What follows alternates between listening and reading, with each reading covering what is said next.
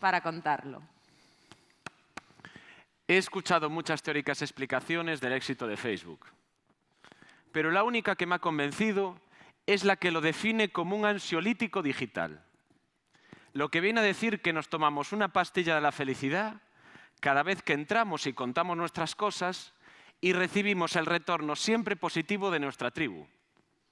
Yo creo que lo que se ha dado cuenta Mark Zuckerberg es que para el ser humano, tan importante como vivirlo, es contarlo. Seguro que vosotros también tenéis épocas que con el paso del tiempo cada vez las recordáis más felices. El otro día me encontré con un chico que me recordó una de ellas. Él jugaba en un equipo de fútbol sala que yo entrenaba a principios de los 90. Más o menos yo tenía entre 15 y 18 años, él tenía 8 o 9 años, y me decía que recordaba muchísimo los primeros entrenamientos. Bueno, es imposible olvidarlos. Tú el primer día pones una pelota en el suelo y van como un enjambre los niños hacia ella, pero en 4 o 5 entrenamientos se produce un milagro, que es que entienden el reparto de tareas. Y entienden que los delanteros están arriba, los defensas atrás, los alas a los lados, y que hay que respetar ese reparto de tareas y colaborar para llegar al objetivo común, que es ganar, que es ser campeón. Bueno, pues este chico me decía que me preguntaba por qué él no conseguía en los grupos que ahora dirigían su empresa la cohesión que tenían aquellos equipos. Bueno, a mí esto me hizo pensar en las teorías de un historiador que está ahora muy de moda, Yuval Noah, que él nos habla de que el ser humano es un animal esencialmente débil y que lo que nos ha llevado de la sabana a la luna es nuestra capacidad de colaboración, pero de colaboración en gran número, sin necesidad de que los individuos se conozcan entre sí. Esa es la diferencia con otros animales. ¿Y por qué somos capaces de eso? Bueno, Yuval identifica a una cosa concreta, a la capacidad de crear y compartir mitos. Bueno, pensad en el dinero o el capitalismo. Pensad en las naciones o en los estados, pensad en las religiones, pensad en las leyes, en las sociedades anónimas, en las competiciones deportivas. Yuval le llama a esto entidades intersubjetivas y dice que no tienen una realidad física y que solo sirven porque muchos creemos en ellas y gracias a eso nos podemos relacionar y podemos trabajar juntos. Bueno, si lo aplicamos al equipo, el equipo lo que tiene es el mito común de ser campeones, que no significa nada, porque al final te dan una medalla bastante chusca, la verdad, cuando estás en estos torneos. Pero bueno, a los niños no hay nada más que les cohesione más que pensar que van a poder cantar el We Are the Champions y van a tener una cena de celebración. Por tanto, lo que le acabé diciendo a este chico es, tienes que trabajar el relato. Tus equipos tienen que tener un mito común que se crean todos para ir alineados y trabajar conjuntamente. Y no pude evitar pensar en cómo empecé yo y que cuando empecé como emprendedor realmente lo único que tenía quizás era un esbozo de relato. Allá por el 2003, yo soy físico, estaba estudiando la tesis en Ourense, pues tomé una decisión muy importante. Primero, acabar la tesis, porque lo que se empieza se acaba. Bueno, sobre todo porque mi madre se sintió orgullosa de mí, después de tantos años estudiando.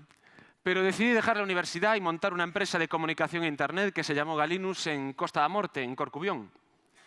Bueno, la decisión aparentemente era descabellada, en un entorno poco competitivo, con pocos clientes potenciales, sin dinamismo, mal comunicado y aparentemente con la dificultad de atraer talento.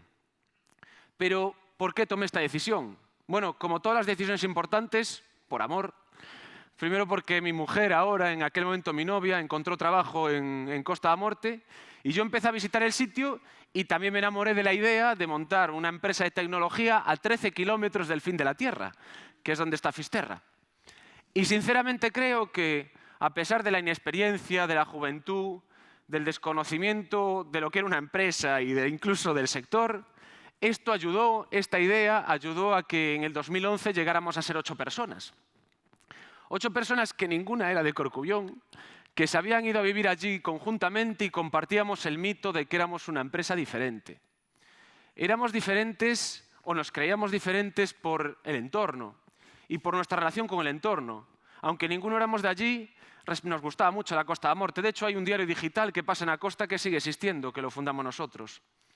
También por cómo nos relacionábamos, por lo jóvenes que éramos, por la horizontalidad de la empresa. Yo tenía un amigo que decía que estábamos demostrando que otra empresa es posible. Yo me parece exagerado, pero sinceramente creo que todos nos creíamos y era nuestra fuerza, que éramos diferentes. Hasta que, claro, llegó la crisis y, bueno, yo soy muy consciente de que la crisis nos cerró, que nos cerraron nuestros errores, que una cosa es tener relato y otra que hay que hacer cosas muy prosaicas para que una empresa vaya bien y no las hacíamos bien.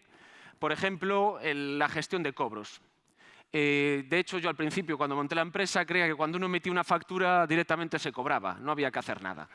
Esto rápidamente me di cuenta de que a lo mejor en algún caso había que chinchar un poco, bueno, alguna cosa de estas, pero nunca fue sistemático. Y claro, llegó la crisis y las empresas se sintieron apretadas y el eslabón más débil fue el que sufrió. Y claro, esto generó una bola de nieve y sinceramente tuve que tomar la decisión de cerrar. Y ahora os lo digo casi con alegría, pero a mí me dolió mucho. Para mí fue un fracaso personal, una derrota sin paliativos. Fue demostrarme a mí mismo que no era capaz de desarrollar el proyecto vital. Nos sentíamos una familia que tanto me importaba. Y de hecho durante mucho tiempo no quise ni hablar, ni escuchar hablar, ni de Galinus, ni de emprendimiento. Y ahora sinceramente lo veo que eso fue parte del problema. Porque veo las cosas ahora de una manera totalmente diferente. Primero porque me siento rescatado. Y me siento rescatado por la red de colaboración que tejí prácticamente sin darme cuenta. En eventos de emprendimiento, en sitios de networking. Por ejemplo, nada más pasó lo de la empresa. Aquí está Manuel Pan, uno de los veteranos del Torti Gallego, que me llamó para trabajar con él y confió en mí más de lo que yo hubiera confiado en ese momento y se lo agradezco. Pero también otros emprendedores que me mostraron su empatía y que casi me hacen creer que esto le podía haber pasado a cualquiera. Bueno, a ellos les va bien, pero se lo agradezco especialmente. Pero me ha fascinado pensar por qué ahora puedo hablar de esto, incluso con un cierto placer, y durante tanto tiempo me dolía. Y me vino a la cabeza una teoría que conocí hace pocos meses sobre que todos los seres humanos tenemos dos yos. Hay un yo experiencial, que es el que vive el día a día, el que vive las experiencias. Y hay un yo narrador, que es el que nos cuenta a nosotros mismos esas experiencias. Y que, curiosamente, influye más en nuestra felicidad el yo narrador, cómo nos cuenta lo que ha pasado. Y bueno, claro, yo analizo lo que pasó y me doy cuenta de lo que ha cambiado es el yo narrador, el discurso del yo narrador. Las cosas me las cuento de otra manera y por eso soy más feliz. ¿Y por qué? Bueno, soy consciente de que cuando las cosas empezaron a ir mal, yo me encerré en una burbuja de comunicación. Primero hacia dentro de la empresa. De alguna manera asumí que esto me lo tenía que comer yo. Que yo era el responsable, era el CEO, y que entonces era una responsabilidad mía el tema de la pasta. Y el resto no lo tenían por qué saber. Y fue un error. Primero porque no sé si se nota, pero yo creo que soy bastante transparente, y el resto me conocía mucho, y bueno, una cosa es que no se lo dijera y otra que lo transmitiera. Y además se generó un hueco de comunicación que sinceramente creo que hubiera matado a la empresa independientemente de que nos hubiera llevado la crisis adelante, porque ya no había relato, ya no había mito común. Pero además me encerré con respecto afuera. Dejé de ir a esos eventos de emprendimiento, de networking, que tan bien me iban, porque no quería ni mentir a la gente, ni quería contarle lo que me dolía contar. Y claro, ¿eso qué creó? Un ecosistema viciado. Se fue pudriendo mi relato. El yo narrador, ¿de dónde sacaba experiencias interesantes? Se fue alimentando y retroalimentando y contándome cada vez una bazofia peor. Y hasta que entró aire en ese ecosistema, la cosa no cambió. Por tanto, si he aprendido algo en este tiempo, es que somos lo fuertes que es nuestra red de colaboración y que la alimentamos contando y escuchando en sitios como este, en eventos de networking, en asociaciones empresariales, en un café, teniendo comunicación franca, abriéndose y escuchando de verdad. Y que somos lo felices que nos permite nuestro propio relato, nuestro yo narrador, y que también lo alimentamos de la misma manera, escuchando y contando. Por tanto, seamos conscientes que tanto en el plano individual como en el plano colectivo, al final, el relato lo es todo.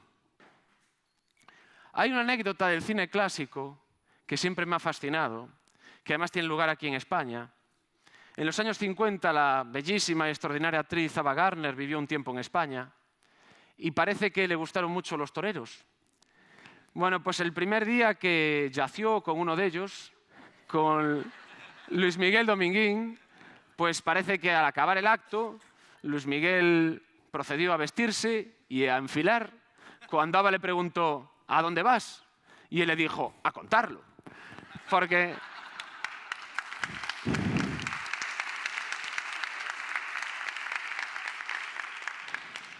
al final Luis Miguel sería un simple torero, pero al final sabía lo mismo que Mark Zuckerberg, que tan importante como vivirlo es contarlo.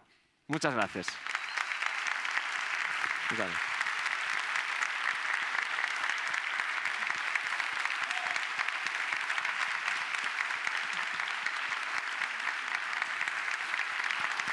Gracias.